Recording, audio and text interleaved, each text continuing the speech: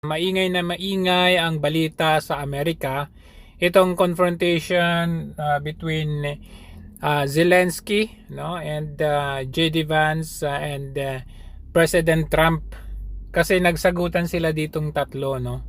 Susubukan nating basahin yung kanilang body language. Unang-una, makikita mo si Zelensky, no, yung kanyang arms. So yung ganitong crossed arms sa chest, it implies negative force, no, negativity. It implies also disagreements doon sa sinasabi nung nagsasalita sa'yo.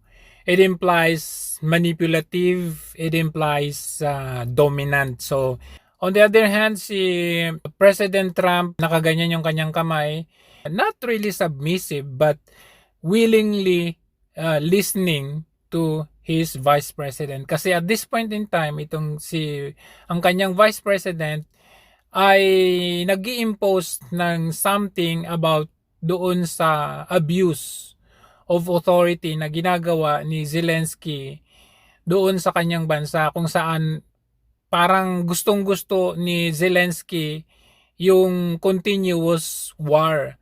So, nakita natin yung gesture dito ni JD Vance. Talagang siya, palaban na even though ang kanyang kausap ay presidente ng isang bansa, talagang inimpose niya dito na mali ka. Yan. I think that it's respectful to come to the Oval Office of the United States of America and attack the administration that is trying to prevent the destruction of your country. Yung kanyang point ng finger shows na nasa tama siya, kaya ini-impose niya yung iniisip niya na So makikita natin dito kay President Trump, somehow is not, nagsasalita yung aking vice president, parang nagmamagaling. Hindi.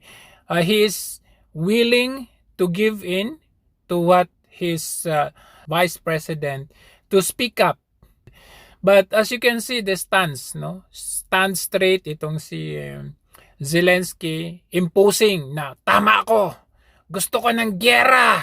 Country. Yes, but if Mr. President, with respect, I think it's disrespectful for you to come into the Oval Office and try to litigate this in front of the American media. Right now, you guys are going around. He is pointing out itong si Zelensky na for the longest time daw, hindi mapagkakatiwalaan itong si Putin, Russian president, dahil wala daw siyang isang salita. Nung panahon daw ni Obama, ay hindi raw tumupad itong si Putin doon sa usapan nila na ceasefire. We had conversations with him, a lot of conversation, my bilateral conversation, and we signed with him, me, like a new president, in 2019, I signed with him the deal. I signed with him, Macron and Merkel, we signed ceasefire. Ceasefire. All of them told me that he will never go. We signed him with gas contract. Gas contract. Yes, but after that, he broken this ceasefire. He killed our people. At ang sagot naman ni Trump doon sa sinabi ni Zelensky na ganun, sabi niya, may tiwala sa akin itong si Putin. I've known him for the longest time and I know na makikinig siya sa akin. I think he'll keep his word. I think I've spoken to him. I've known him for a long time now. I've known him for a long time now, and I think he will. I don't believe he's going to violate his word. I don't think he'll be back when we make a deal. I think the deal is going to hold. Now, kasi nung panahon kasi ni Biden, sabi ni Zelensky, hindi raw tumutupad sa usapan. Pero ang pino-point out kasi ni Trump, ako kasi may tiwala, malaki ang tiwala ni Putin sa akin. Значит, и ситуацию можем предложить, или я могу предложить. Pero kung yung ginagawa ni Biden na patraidor, kagaya yung ginawa ni Biden kay President Xi Jinping ng China, nakasmile, alam mo kaibigan ang turing, pero nung nakatalikod, ito ang kanyang sinabi. He is. I mean, he's a dictator in the sense that he is a guy who runs a country that is... See? Ganong katraidor kasi itong si Biden. Kaya hindi nagtitiwala si Putin sa kanya. Kasi kaharap mo, maganda ang nakikita mo, nakasmile, akala mo kaibigan mo. Pagkatalikod, sinabihan niyang diktador itong si Xi Jinping. So paano magtitiwala ang isang kagaya ni Putin dito? Another angle na makikita natin dito, nung nagsasalita itong si President Trump, sabat ng sabat itong si Zelensky. He is trying to be big. He is trying to be strong. Yun ang gusto niyang ipakita. Doon pa lang sa ginagawa niyang pagsabat habang nagsasalita si President Trump is a form of disrespect. So ngayon, dito natin makikita na malaking pagkakaiba ni Zelensky kay Putin. Kasi si Putin, nung hindi pa nanalo itong si President Trump, ano ang kanyang sinabi? He is very willing for a peace talk. Хочет. Значит, и контролирует ситуацию со всеми странами региона. Или я могу предложить президенту, вновь избранному президенту Трампу, когда мы с ним встретимся. Makikita natin talaga na merong karakter at may problema dito kay Zelensky. Unang-una, wala siyang karanasan in governing. Bago siya naging presidente, ay isa po siyang comedian. In short, hindi siya, walang qualifications. Kaya makikita natin ang linyada ng mga presidente o naging leader ng bansa na parang nabudol ang mga tao. Makikita mo magkakalinya sila. Itong si Zelensky, walang qualifications din. Si Marcos Jr., wala din qualifications. Si Biden, makikita ninyo. At saka, may similarities sila when it comes to yung nagningiwi. Itong si Zelensky, kung mapapansin ninyo, parang nagningiwi din siya.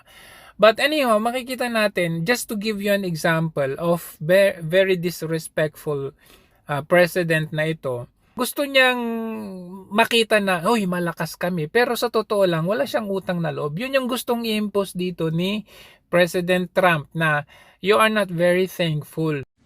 You have to be thankful. You don't have the cards. thankful. You're buried there. Your people are dying. tell you You're again, running I low on know. soldiers. Listen, Please, you're running Mr. low on President. soldiers. It would be a damn good thing. Mr. And then you tell us, I don't want a ceasefire. I don't want a ceasefire. I want to go and I want this. Kasi kung hindi dahil sa amin, in just 2 weeks, tapos na kayo. Tapos na kayo ng Russia in just 2 weeks. Pero heto ka, nagmamagaling ka, akala mo kung sino ka, hindi mo hawak yung card dito, you don't have the right or you don't tell us how we feel or what to feel. Kasi gustong mang-lecture itong si Zelensky kay President Trump na, pag hindi nyo kami suportahan in the future, kayo din ang kawawa. Feel it in the future. You don't know that. God bless. You don't God know bless. that. You will not have a war. Don't tell us what we're going to feel. We're trying to solve a problem. Don't tell us what we're going to feel. I'm not telling you. Because I'm you're in no answering on this position to question. dictate that. That's exactly Remember what this. you're doing. You're in no position to dictate what we're going to feel. We're going to feel very You will good. feel Strong. You will feel influence. You're right now not in a very good position. You've allowed From the yourself very- to be in a from very the bad very position, beginning and he of the happens war. to be right. Parang ganun. Kasi ang sabi ni Trump, gusto mo kasi World War eh. You are having this recipe of World War III.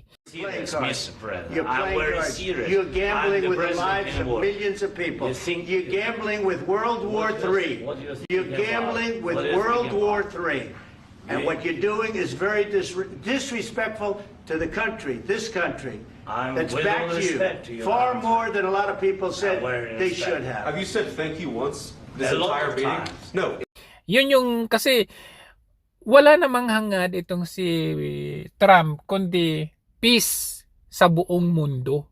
I want anybody that's going to make peace. If he's capable of making peace, which he may or may not be, but I want somebody that's going to make peace. Ngayon, ang question natin dito para kay Marcos Jr. Knowing the fact na si President Zelensky pinapunta, inimbita sa US, dyan sa White House, sa Oval, ni President Trump for this so-called deal doon sa mineral with Ukraine, but ended to have this confrontation with regard to having peace sa buong mundo.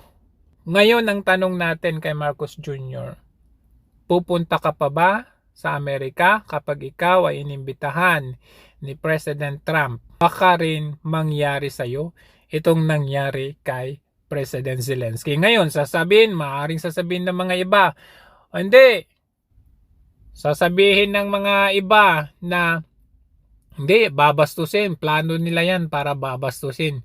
Hindi. Ang tanong kasi natin dito, gusto ba talaga ninyo ng kapayapaan sa buong mundo? Kasi during the Biden administration, wala nang nangyari kundi kaliwat kanang giyera sa bawat parte ng mundo natin. Ngayon, pumasok itong si President Trump, wala siyang ibang hangad kundi kapayapaan. Kapayapaan, peace, peace, peace, peace. So ngayon, ikaw Mr. Marcos Jr., Presidente ng Pilipinas, willing ka bang i-give up lahat ng mga napag-usapan ninyo ni Biden just to have a close deal, good and harmonious relationship with President Trump ng United States of America? Kung hindi ka willing na gawin yan, mangyayari talaga sa iyo itong nangyari kay President Zelensky. Ayan tuloy, pinalayas tuloy sa labas ng White House itong si Zelensky. Tinawag na nito si Secretary of State Marco Rubio upang i-escort na palabas si Zelensky at ang iba pa nitong kasamahan. Tapos eto pa, ipapa-impeach na itong si Zelensky. Marcos, gusto mo bang magaya dito? In fact, as soon as Zelensky left the Oval Office, in fact, we are learning that he's already left the United States as well. The Ukrainian MP Alexander Dubinsky is now calling for President Zelensky's impeachment, accusing him of corruption and intentional mismanagement.